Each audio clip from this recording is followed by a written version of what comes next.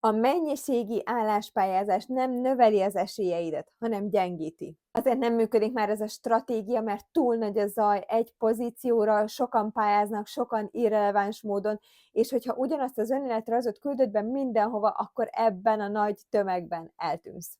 Hol csúszik el a legtöbb ember a karrierdiagnosztikai elemzéseknél, ezt látom. Az önéletrajz csak feladatokat sorol fel, nem értéket, nincs meg a tűéles pozicionálás. Nem hozza az önéletrajz azt az érzést 5-7 másodperc alatt, hogy miért is éri meg veled interjúzni. Ami ma viszont működik, célzott pályázás, erős értékajánlat, eredményfókusz, nem feladatlista. Nem veled és a szakmai tudásoddal van a baj, hanem egyszerűen a stratégiád és a módszereid elavultak. Ha nem látod pontosan, hogy hol akadt el az álláskeresési folyamatod, akkor kérj egy ingyenes, írásos karrierdiagnosztikai elemzést, ahol megmutatom, hogy hol vannak az elakadási pontok, és hogyan lehetne ezen tovább lépni. Linket a profilomban találod.